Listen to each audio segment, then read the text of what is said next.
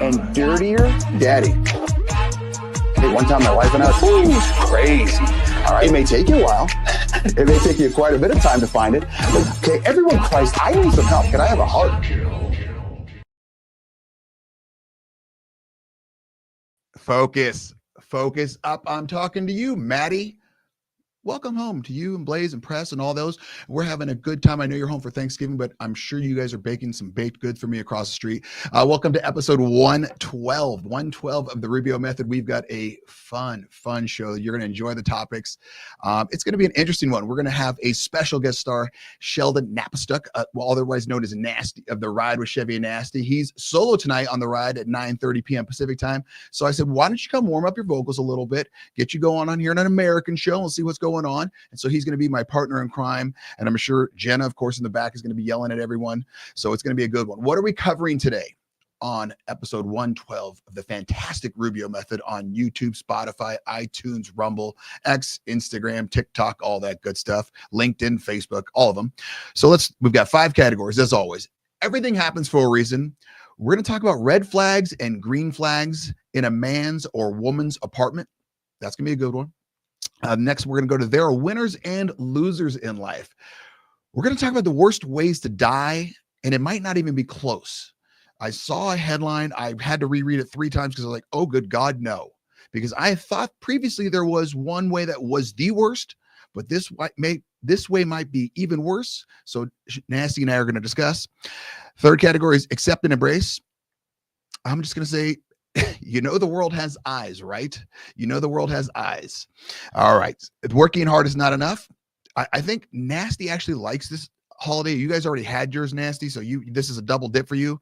I'm going to describe once again how Thanksgiving is just trash. And I know it's in 2 days. It's just not a good holiday. I don't know what to tell you. And then confidence is the key. We've got 5 questions from Jenna and the audience, everyone that's writing into Rubio at the Rubio Method. .com. We've got Nana Mona saying, hi, Rubio. Glad to see you. I'm glad to see you as well, Nana Mona. So Jenna, why don't we bring in our special guest, Nasty?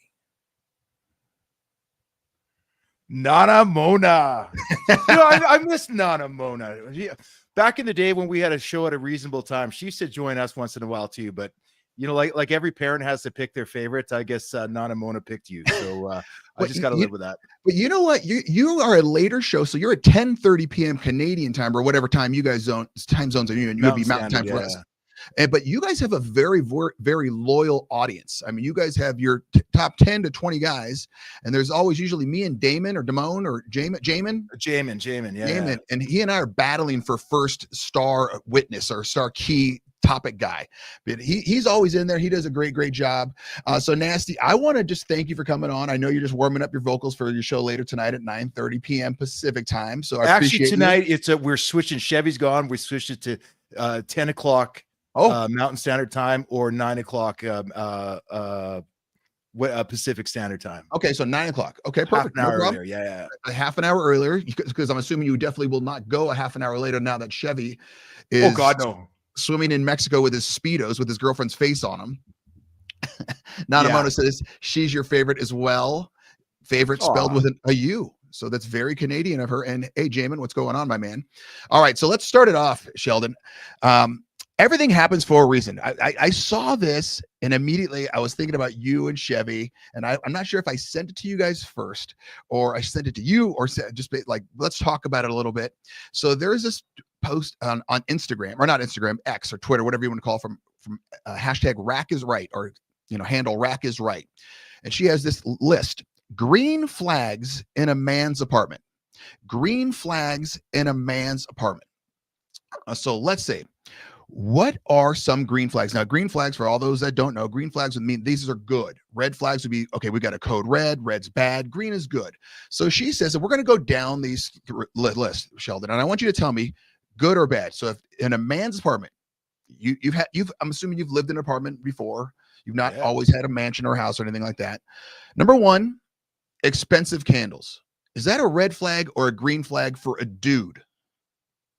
Expensive candles. That's, I don't think a guy should be. No, that's a not only is it not a requirement for a dude, Like I get candles. Like when I lived with my buddy Cozy in Saskatoon after college, and we had our guitar room set up, and we'd have tea lights and stuff like that for the mood, kind of, you know, sexy atmosphere for when the girls came over. Of course. Expensive candles. It sounds like either A, you're trying too hard, or B, you might not even be into girls.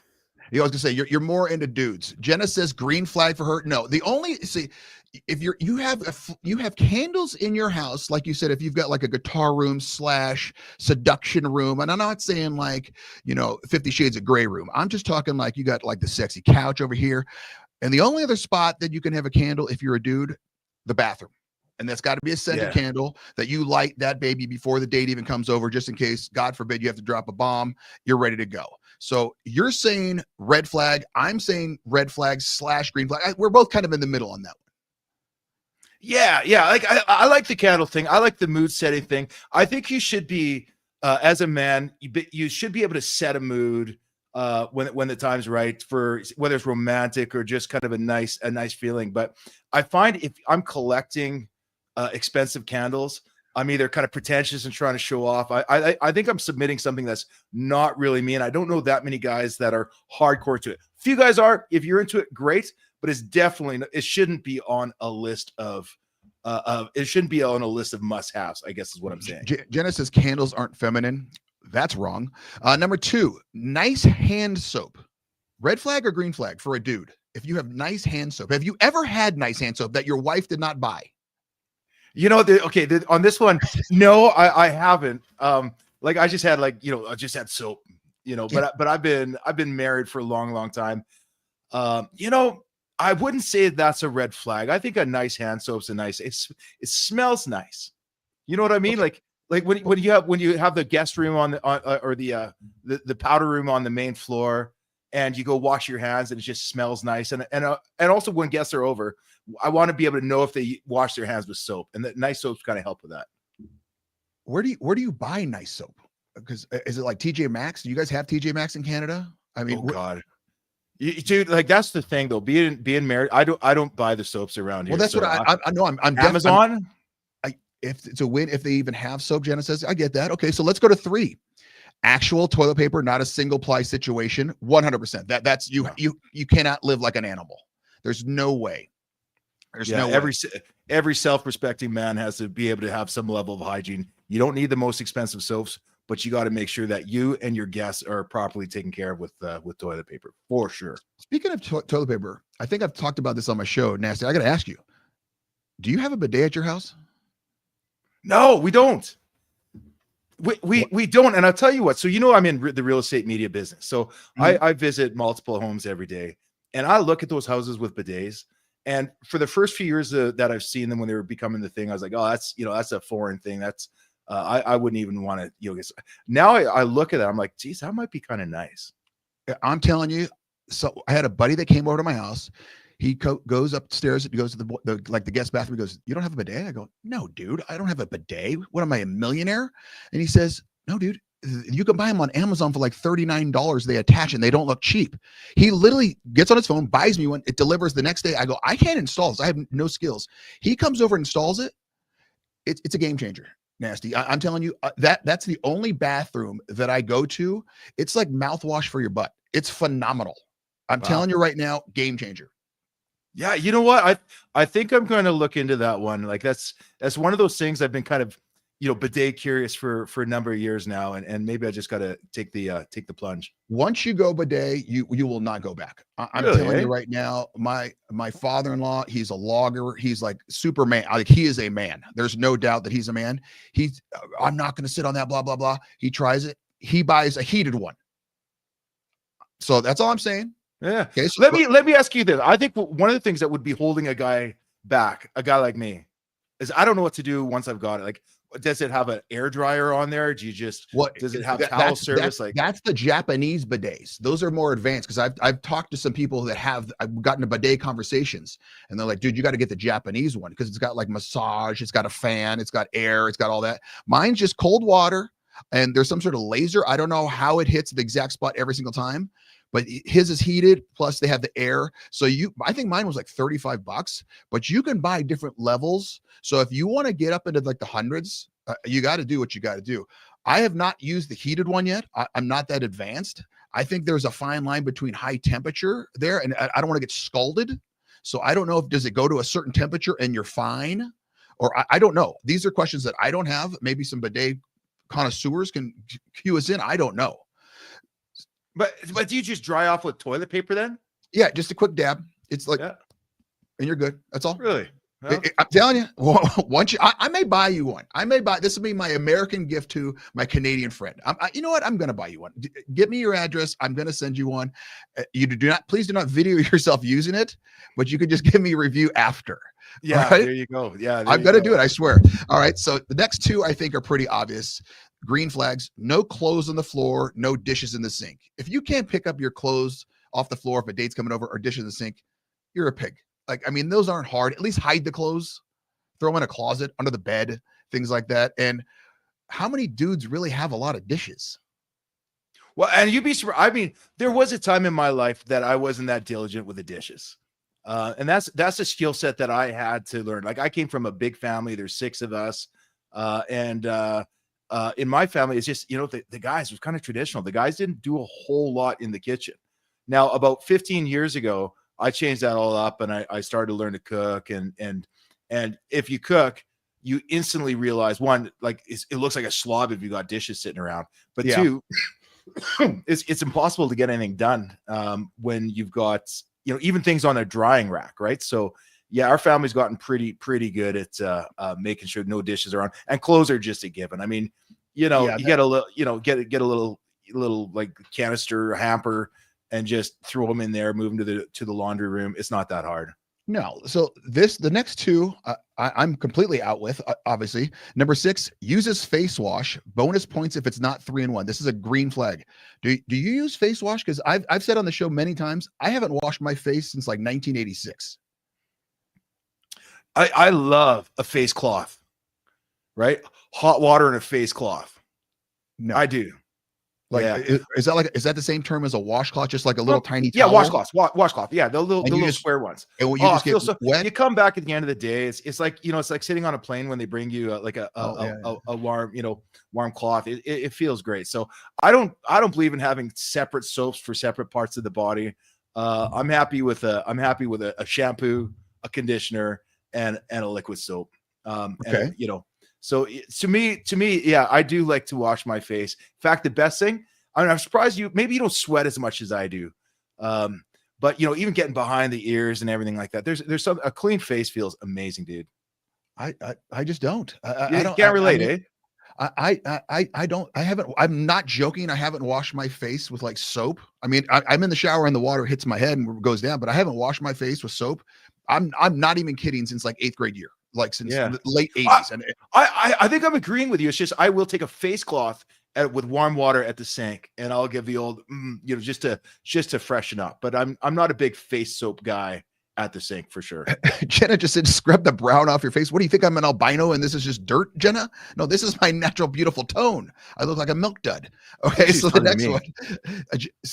You obviously have this nasty, because I've always complimented you on your fantastic hair. If the dude owns a hairbrush, I'm obviously out. Do you have more than one hairbrush? I don't use a brush. So how do you do that?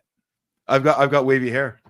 And you just I obviously fingers, do they make fingers tease? Yeah, like right now it's a little bit shorter, so I have to I hand brush it over a little bit just to get it to do its thing. But you use like gel hairspray, mousse? Yeah, a little bit of like a molding clay or molding cream. Yeah, molding clay. Sure. Is that's the new terms?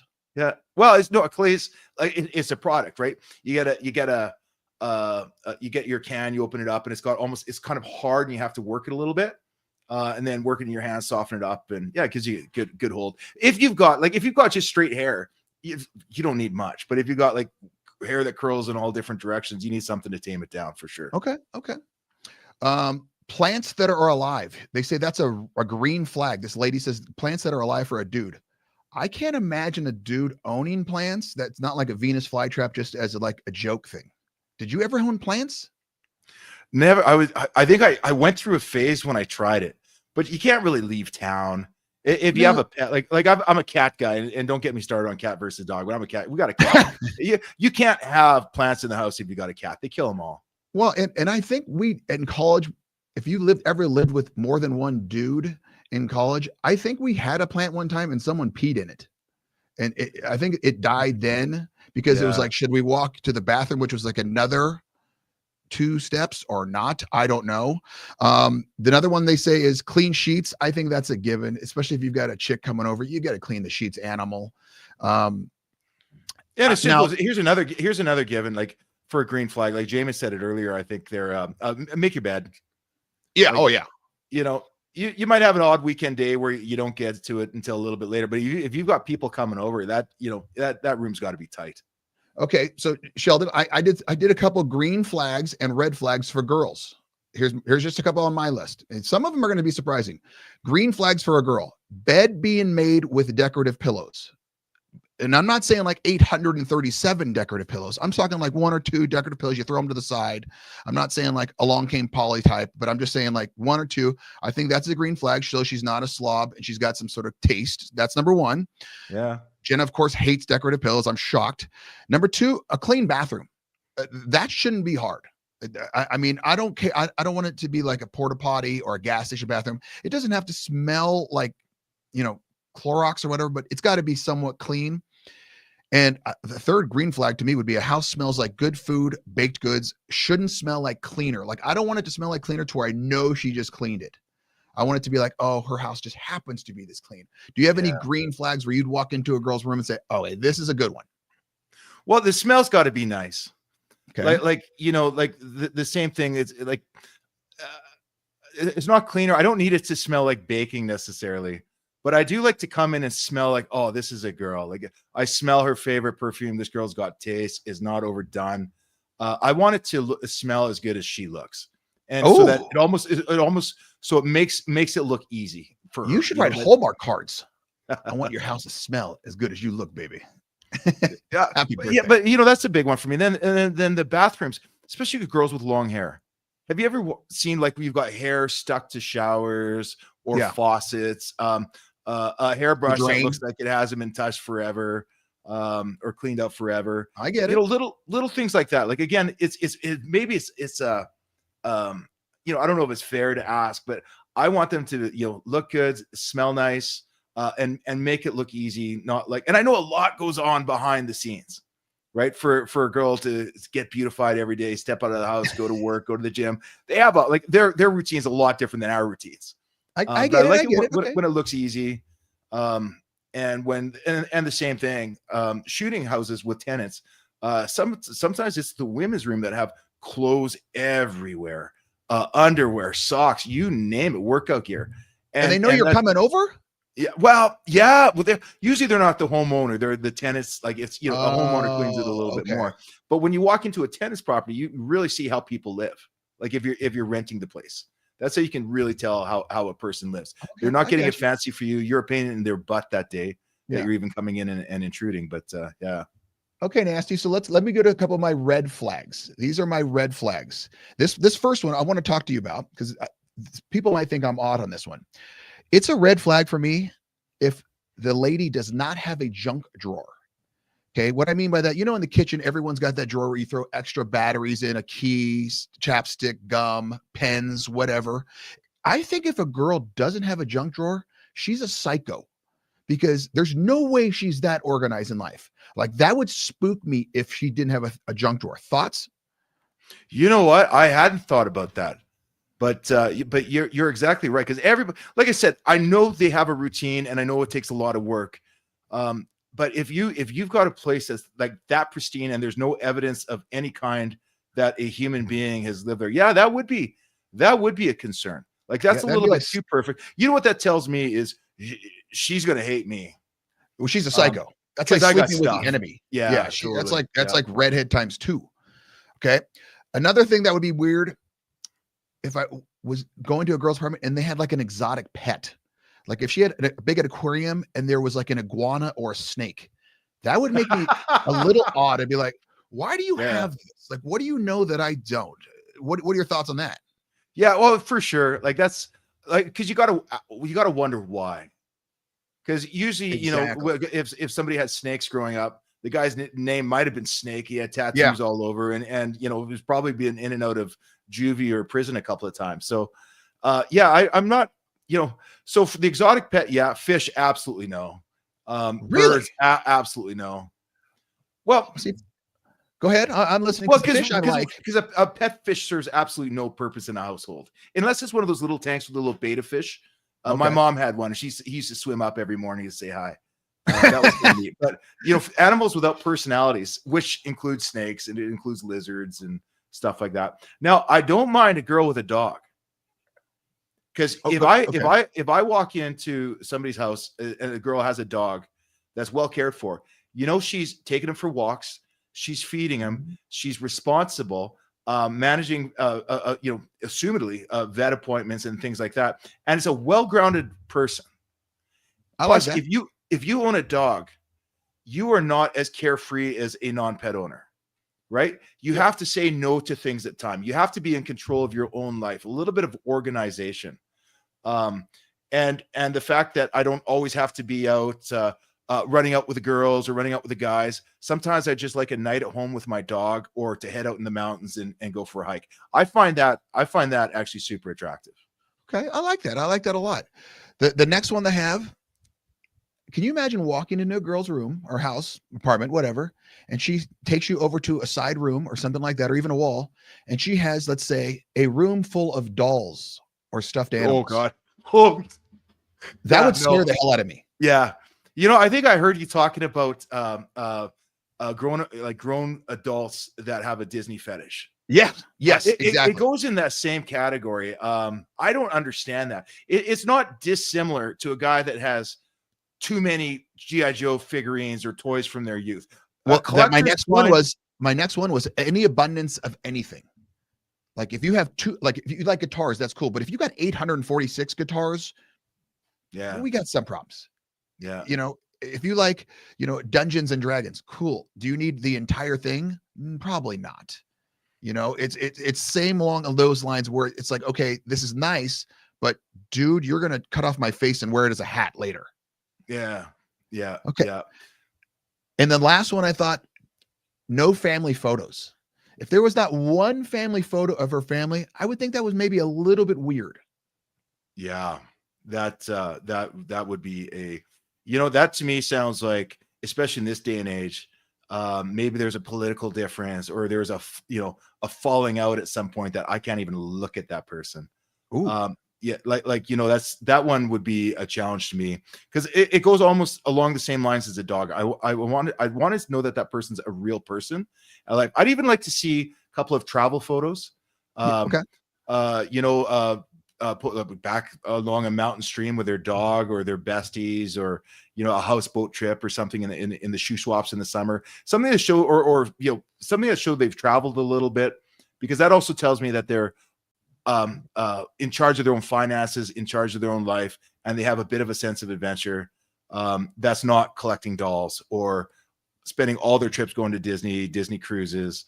I like to see a little bit of a personality and a little bit of life that's been lived.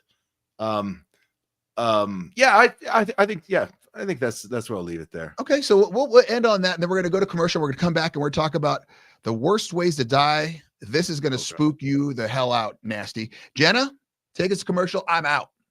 You have been watching The Rubio Method.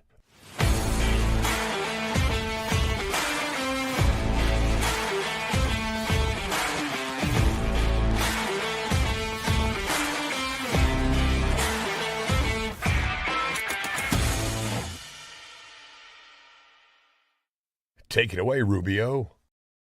Focus up. I'm talking to you, Chevy, and your medium swim shorts that you bought. For the love of God, get some bigger chonies.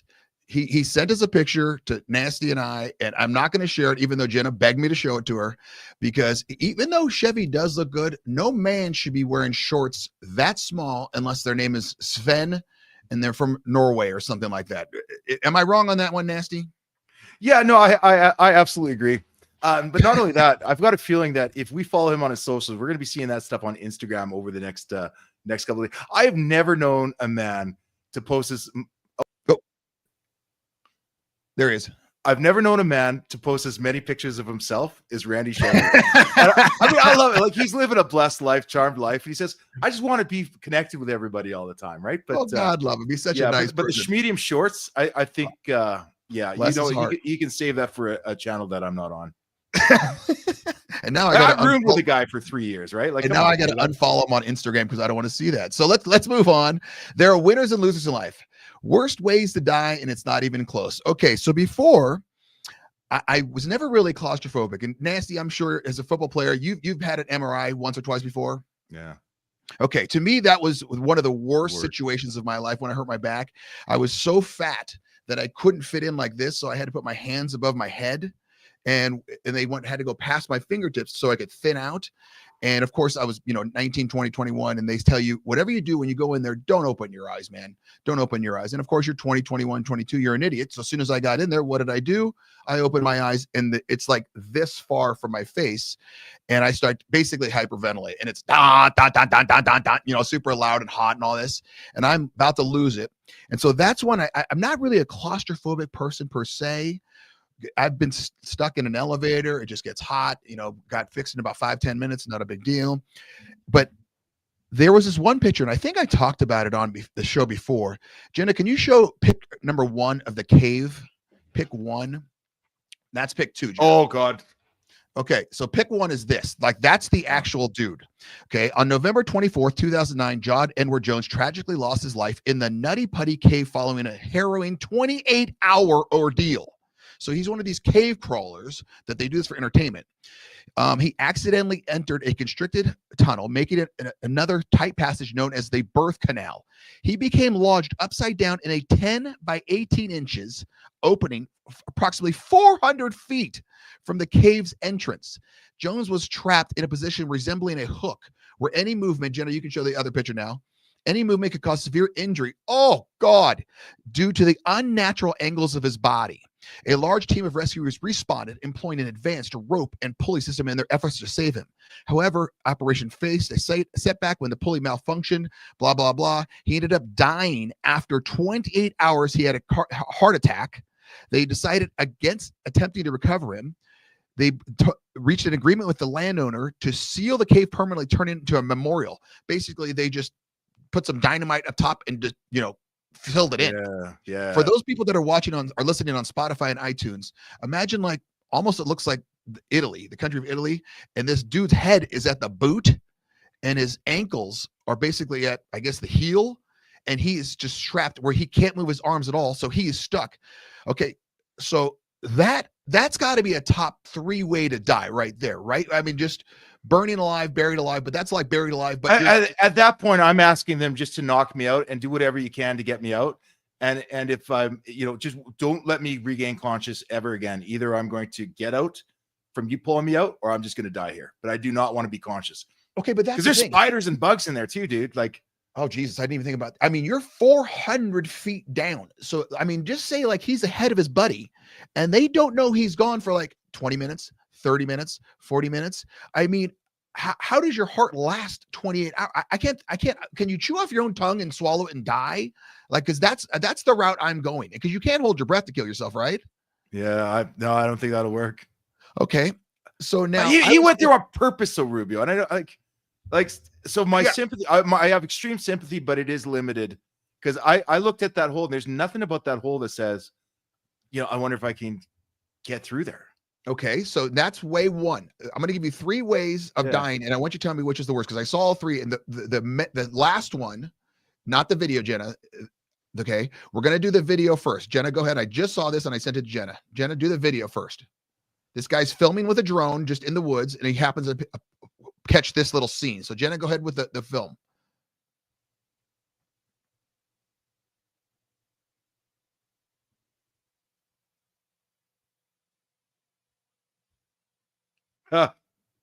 Okay, so for those that are listening on Spotify and iTunes, this guy's got this drone. He's just testing it out, going through the woods. He's got this little trail, and all of a sudden he's taken on this one path, and there's this guy jogging towards him. So it looks like he's jogging. Well, it turns out the guy's not jogging. He's sprinting, because about 15 feet behind him looks like a grizzly bear about to rip his head off. So nasty. Would that be a terrible way to go? Or would that be worse than the cave? Because this food is, you're not going to outrun the bear. And once that bear, they're known for not just boom, boom, killing you. They're known to play around with their food. Yeah. So he could just like slice you, do all that stuff. How do you rank this one? He's going to slice you. Yeah. I would, this one is horrifying, that feeling. Cause as you're running, you're like, maybe he'll stop. Maybe I'll get away. Maybe I can climb a tree. Maybe that drone will distract him. But at least you've got that adrenaline and that fight or flight. And, that shock of the fight, I think will keep you going for a little bit. It's going to end. It'll end a lot shorter than getting stuck in the cave. So at least give me the fighting chance. I've watched Revenant and some of those movies. I'm going to let him take a couple of bites at me, and I'm just going to play dead, and maybe he'll leave you alone. Okay, so you're saying cave is still worse? Oh God, that's a thing of nightmares. Okay, so then I came across this headline, and I read it a couple times, and it happened in Turkey. And it happened to this 15-year-old apprentice kid. Jenna, go ahead and show the picture. Just a good-looking kid. He's working at an apprentice. He's making stuff with his hands. Just a good-looking normal kid. And he pissed off someone. And they decided, okay, Jenna, take him off. They decided they didn't like him, and they were going to punish him. So they stuck an air compressor up his butt, turned it on, and completely scrambled his intestines. He lived for another week while the doctors tried to reassemble his scrambled intestines. Holy cow. So that's what got me on this topic. I know it's a little morbid, but I was like, oh my God. Because not only would that just the insertion, but number two, then they're dropping, whatever PSI air up your butt, and boom, there goes your intestines exploding inside of you. Jenna says that is bullying on another level. Well, they got arrested. They're in jail for a long, long time, but this kid died. So where does that rank? Because this guy's going through a week of, which is longer than 28 hours. And it involves something that I really don't want to ever be involved with. And that's the sexual assault of people shoving something up you. I mean, no way. Yeah. And I get, you've seen where like, guys have done stuff like that with firecrackers, just idiots, and like blow up people's junk and really mad. This one is just such a senseless thing. And it shows the people running, unless they intended to kill him, they had no idea the PSI or what PSI is going to do into an airtight system. I mean, that's brutal. That's so how are you still ranking the deaths? Is it still cave? This guy went a week in the hospital. Yeah. I don't know if I'm allowed to do this, but I'll take the cave discovered within 3 minutes and put out within 4 minutes. Knock me out. If I had to be conscious, I'd rather have this with a fighting chance. Cause I don't think if that was me, that was kind of a scrawny kid. I would like to think I would never end up in that situation. But to me, that one reminds me of like cartel stuff. Yeah. Oh, and if you ever got caught by the cartel and they wanted to not teach you a lesson, but teach someone you're associated with a lesson, you're in trouble. That one's nasty. Like, the cave one gives me the nightmares just because for 28 hours I couldn't take the cave. I would take either one of those. The cave's still the worst one. I think you got to go bear number one. Yeah, because you almost jump into his mouth and hope that it's a quick one. And in shock, you're not going to feel it, right? You won't feel it till after. The air compressor, that's a lot of pain, and I'm not into pain. But the cave, to me, I think it's the mental anguish of 28 hours of, oh my God, I'm stuck. Yeah. And there's literally nothing you can do. So let's move on. Let me ask you a question. Can I ask you a question along the same lines? Of course. Are you surprised? Like for me, I'm in my 50s now, I'm 51. I am shocked that the things I feared the most as a kid haven't come up to like haunt me in my adult life. Such as quicksand. Yeah. Right. You cannot tell me if you're from the same generation as me, you did not grow up thinking that dying in quicksand or a whirlpool right in the ocean was a possibility. Quicksand was in everything. Number one, it was in all our video games, Pitfall, all those video games. It was in every damn 80s movie. And it was, it was in Blazing Saddles, which was phenomenal. But it's one of those things that, and it would be the same thing along the cave, but a lot quicker, where there's nothing you could do. The more you move, you just gonna flutter down lower. So yeah, that acid rain, the whole global warming, army ants, army ants, fire ants, things like that. Shark attacks. Yeah, totally. I mean, when Jaws came out, I remember swimming. I know this sounds stupid, but I don't care. I remember swimming at my buddy's pool and like looking at the filter down by the, in the deep end. I'm like, ooh, I got to get the hell away from here. God knows what's coming out of there. Yeah. So, I mean, stupid, but no, I agree with you 1,000%. Yeah. The quicksand, that was a big disappointment. Kind of sad. Yeah. I honestly thought it would pertain more in real adult life than it has, but just as well, I guess.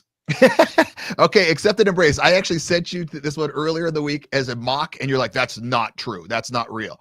Okay. So accept and embrace. You do know the world has eyes, right? Canada, nasty, your homeland, has come out with their Olympics outfits.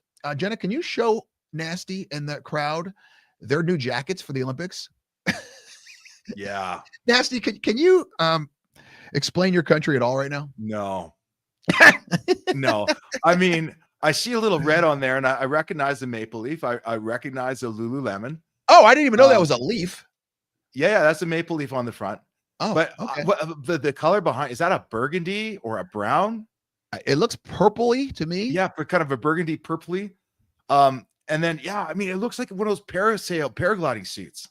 It's just, I will say this: we can save our country's reputation if during the march into the stadium, if Canada jumps out of a C-130 and we all like paraglide into the stadium with those wings. That I don't know what I'm looking at though. I think this is somebody trying a little bit too hard. And you know what? This is the problem of our culture right now. Everybody's ideas are valid. 100%. When in Calgary, we started charging 5 cents a bag at McDonald's. And so you could either choose to pay 5 cents for a bag, or they'll just hand you your food. Well, where are you going to put your garbage? I mean, you're trying to reduce paper use or whatever, but it was just stupid because you just start bringing plastic garbage bags with you everywhere. This right here, somebody told them that this is a good idea to rewrite the book on fashion, because everybody knows Canada has written the book on fashion internationally. Right. Well, we wear like lumberjack sweaters and, why do they not have someone like me on the committee that can say, no, that looks stupid. Yeah. It looks absolutely stupid. And it tells me that everybody, right from the design team to the marketing team, right up to the higher ups, everybody approved it all the way along. So, yeah, I don't know. I don't understand it. Well, and then Jenna has a good point. Jenna, pull that pick up again. And I thought it was a skirt he was wearing. She says, does he have an undercoat go down to his feet? And I thought that was like a skirt, because it's not pants, because you can see on the right side, there's a cutoff. I know. So I don't know if that's a skirt, a skort. Look behind him and to the left. There's a guy in pants with a different shirt. I don't know if that's a coaching shirt, but the person right behind him, the same thing. It is a jumpsuit. It is a parachute jumpsuit. Okay, so this brought me up to other countries. Jenna, let's look at Mongolia, because theirs is not bad. Mongolia, kind of nice. I'm not sure what's going on, but it looks like something that would fight a leopard in the jungle or whatever Mongolians do. Yeah, I mean they got good barbecue. Yeah, it drapes nicely. I'm certain I'm seeing an Asian influence, and that works for me. Yeah. Okay. So now let's go to France, Jenna. So it kind of looks flight attendant-y / pretty chic. Yeah, it is chic. They're gonna look like $1 million coming out in that, right? That's this is from past Olympics. So I got not everyone's revealed. Gotcha. USA to me is my favorite. I know it's gonna be shocking, but it just screams NASCAR, Marlboro Reds, and whiskey. I think that might be a little bit of the Trump influence on culture. Keep it simple, keep it American, baby. USA. USA. I mean, this one, if she had like a bald eagle on her shoulder, would be perfect. But this one just reminds me of just Marlboro Reds, Cowboys, a Coors Banquet beer, and just go. Yeah. I'm a big fan of that one. Haiti, I kind of like Haiti's. Go ahead, Jenna. I'm not sure what's happening or if you can compete in that, but okay. Yeah, don't totally understand that one. I don't get the denim jacket, but yeah, that's kind of like Ralph Furley from Three's Company denim too. Yeah, not sure what's going on there. Let's go to South Korea, which I'm assuming they don't really have a choice. They just kind of They just kind of get told what to wear, and here you go, buddy. It's nice. They all look the same. This next one, Canada yet again. What the hell? I know you guys are red, but for the love of God, Jenna, go to Canada Part 2. You have Canada Part 2, where this looks like it's on the set of Saw on one of the Aftermath. Okay. Do you have that one, Jenna? No, she does not have that one. Okay, don't worry about that one, Jenna. No, the Canada one. Yeah, I'm going to have to Google that one. No, oh, she has it. Holy hell. Yeah. That's a lot of red, man. That's a lot of red. I'm not a big fan of that. Jenna, if you can get the South Sudan one, this is one looks like 90s R&B singers / like mafia of a black land, South Sudan. When you see it, you'll understand. I mean, that's, I guess. I don't know. I don't know what to say about that one. What's the what is that, a star or a sun on the lapel? Like, I think it's got to be the sun because it's so hot. Jenna says funeral wear. That's a good point, Jenna. Yeah. Okay, so we're moving. That's ominous. I don't think I like that one either. No, I don't like that either. Nasty, I've heard you talk positively about our next topic under working hard is not enough. This is our 4th category. Thursday is Thanksgiving in America. I've made it quite clear that it is by far the worst holiday. It's not even close. The food is trash. It's not as bad as poutine, but it's absolutely trash. Everyone hates Thanksgiving. They just don't admit it. If Thanksgiving turkey meal was so great and stuffing was so great, simple question, why don't you do it more? Why don't you eat it more? Because it's trash and no one likes to cook it. My wife has been complaining for 4 days and she's a great, great cook, but she's doing it in lighthearted complaining of, oh, this Thanksgiving meal, blah, blah, blah. And I keep saying, let's just order something. Or let's just order a pizza. I go, it's fine. Or a pre-honey baked ham or something like that. Well, no, you got to do this and no, you don't. No one's got a gun to your head. I don't understand. So, okay, is there any way, because to me, the only good thing about Thanksgiving is my wife makes this, I call it a pumpkin surprise. And it's like, imagine just like pumpkin pie. And then on the top, it's like a vanilla cake mix kind of crumbled with, there's got to be 14 sticks of butter on it. You can pretty much die as soon as you eat it from cholesterol poisoning, but it's so good. And it's one of those desserts that every day longer, it tastes better because it kind of saturates and gets harder. And then, oh my God. So if you can, Nasty, can you explain to me why you do like Thanksgiving and why I'm a bah humbug about it? I'll tell you what, Rubio, you've got to be one of less than 10% of the population with that view. Do you have like a club of guys that feel the same as you, or no? Nasty, here's where you're wrong.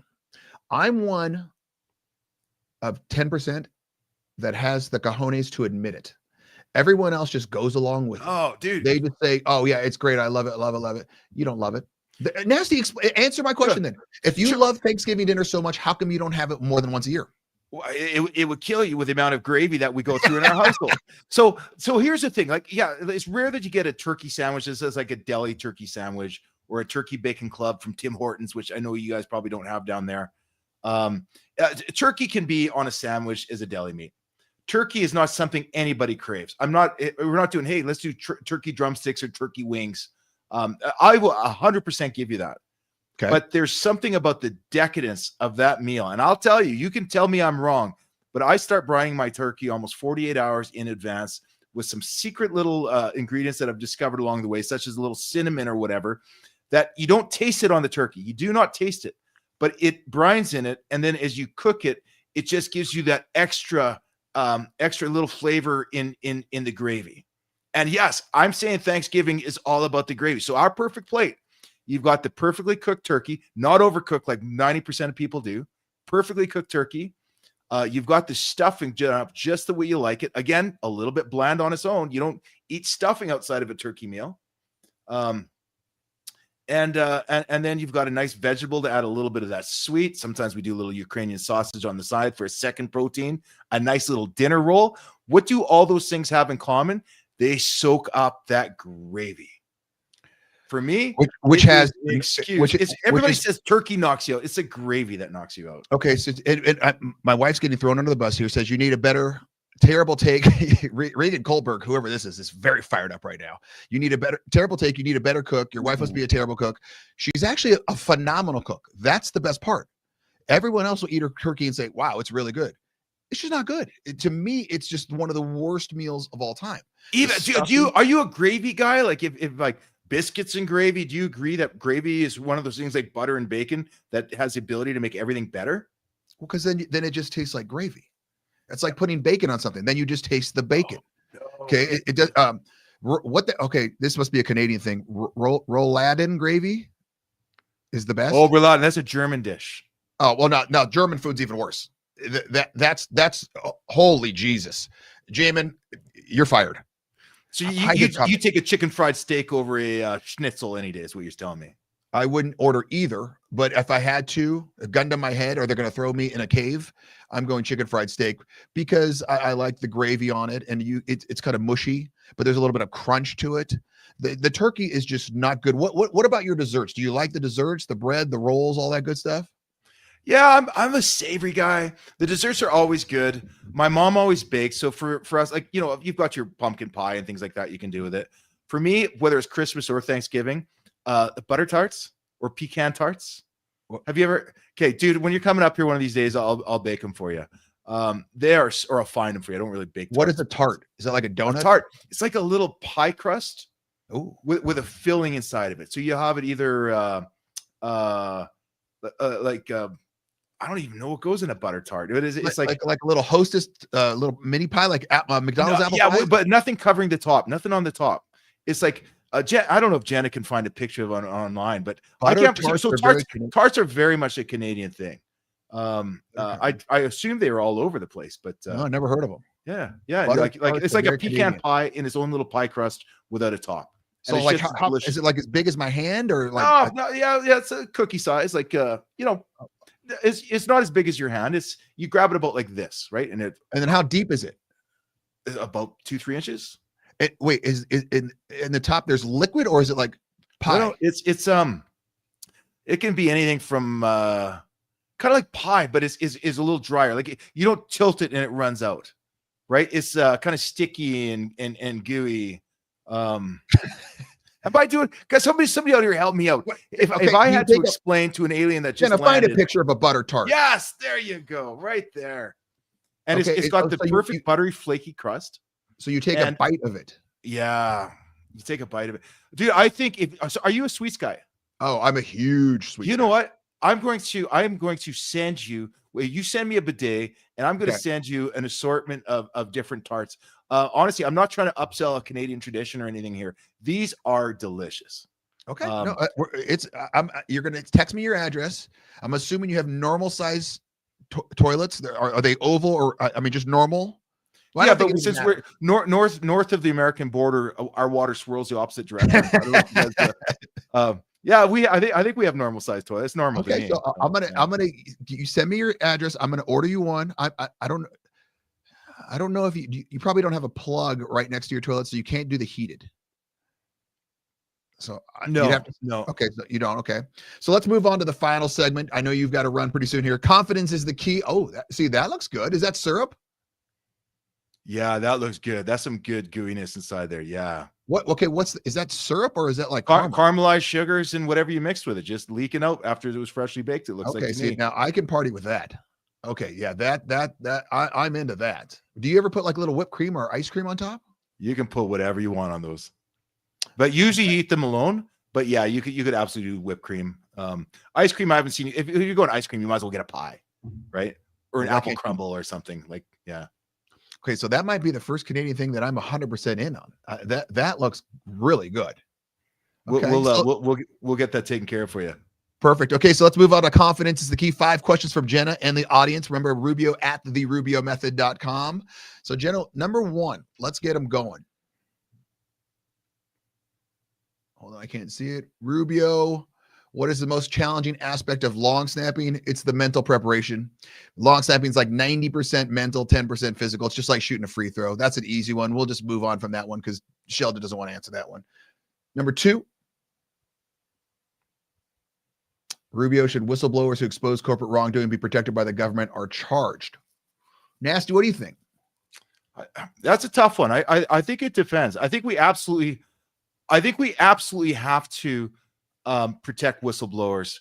that are going out. The challenge is, Rubio, is is become a difference between a whistleblower that's going out to do the right thing for the betterment of their country and humanity, and people that are scoring political points, let's say. So for instance, in Alberta, the province I live in, there was a bill passed, a law passed that made it easier for us to recall our politicians. Something like 60% of the number of people who voted have to vote in a recall to get the person out. If you have somebody that's just absolutely doing a horrible job for your province, it makes sense. It's democratic. Right now, we have, of course, from the left, they are recalling something like, I think there are 14 politicians, 14 of our state would be state legislators, right? We call them MLAs here. Okay. And it's clearly a hatchet job.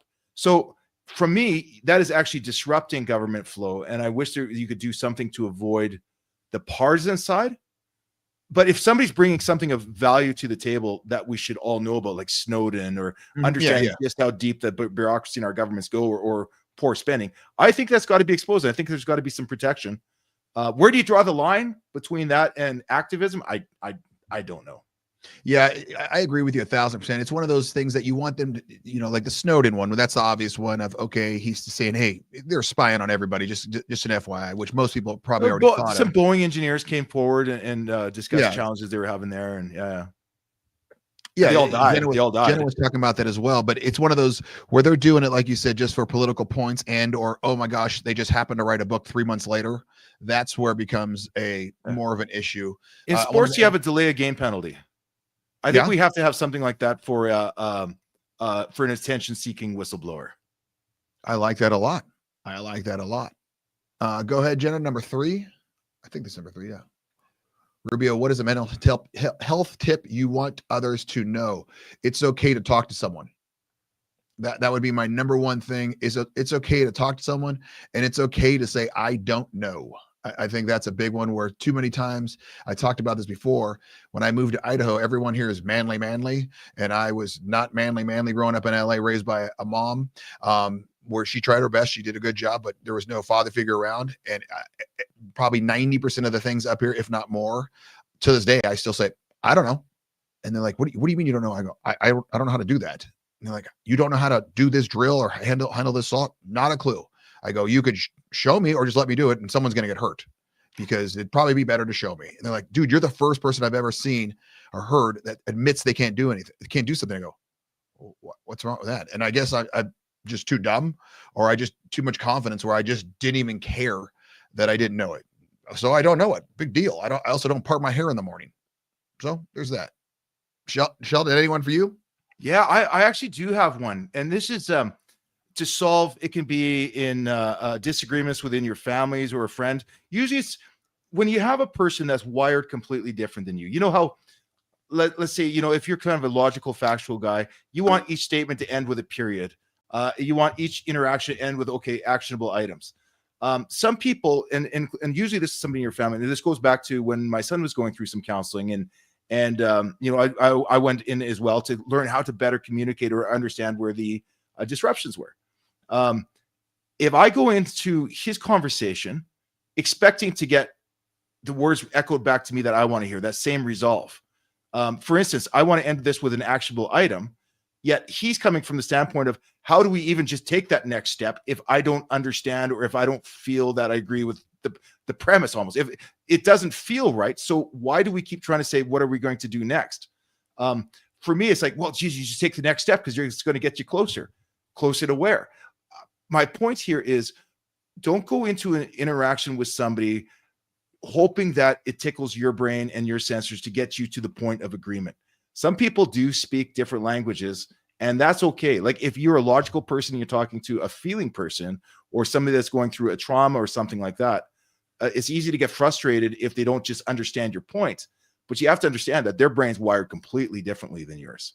And so it's better to ask questions and not rush to a frustrated state that escalates the conversation. Does that make any sense? That makes complete sense. I mean, that really, that makes a lot of sense. And it's just, because you think one way, okay, it comes back to coaching a lot of times, where a lot of times you see great athletes that end up being terrible coaches because they can't understand that, okay, Sheldon was this phenomenal defensive lineman. He's also 6'5", 300 pounds, and he's expecting this kid who's just learning to do defensive line at 5 foot, 110 pounds to do the exact same moves he did, whether it's bull rush, swim, rip, any of those. And, you know, you get those coaches that are just the best athletes and just terrible coaches because they can't grasp the concept of, why can't you just do this? This is what I want you to do. This is how I did it. You should just do it.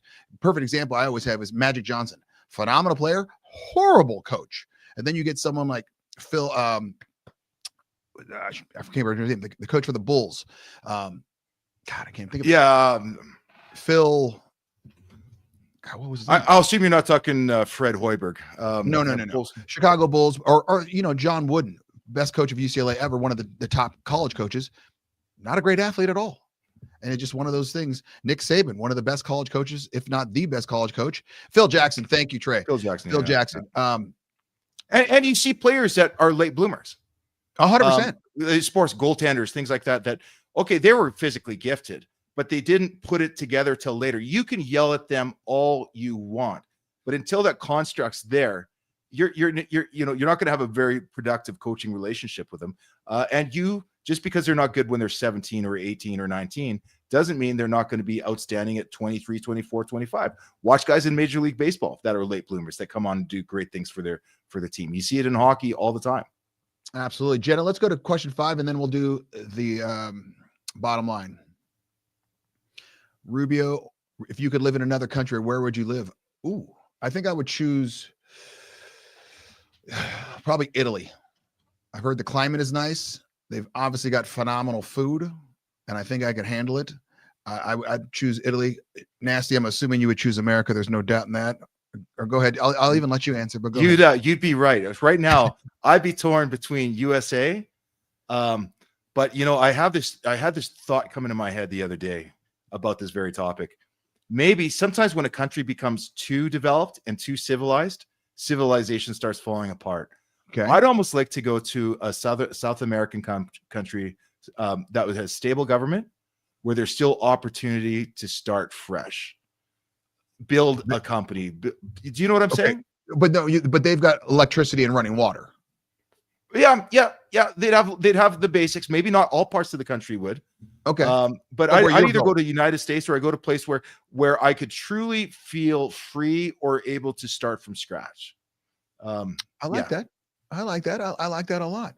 All right, Nasty, we're going to finish it up here, and then I'm going to let you go. The bottom line is all the stuff that you should have learned without even realizing you learned it. Number 1, what you show people is what they will see. What you show people is what they will see. This goes back to the very, very first thing of the red flags, green flags, and all that stuff. So what you show people, that's what they're going to see. Number 2, it could always be worse. When all hell breaks loose, just think of Nasty and I talking about the cave. Okay. Yeah. It just gives me chills. And number 3, Thanksgiving is trash. I want to really thank Sheldon, Nasty, for coming on. Make sure you guys, he's got about an hour and 48 minutes until his show's on. So make sure you watch The Ride with Chevy and Nasty, or just tonight, Nasty. It's going to be a great one. It's on YouTube, Facebook, LinkedIn, all that good stuff. YouTube's the one I always comment on. There it is. It's going to be tonight at 9 p.m. Pacific time. 9 p.m. Pacific time. You're going to have a good time. Nasty, once again, I really appreciate it. Appreciate you coming on. Let me know if you need anything. And don't forget to text me your address right away, because I'm going to order one. I'm telling you right now, I'm going to order one. Love you, brother. Appreciate you. Take care. Jenna, I'm out. Thanks for watching The Rubio Method. Be sure to spread the word, and don't forget to subscribe, like, or follow on YouTube, Spotify, iTunes, Google, Amazon, Twitter, LinkedIn, and Facebook.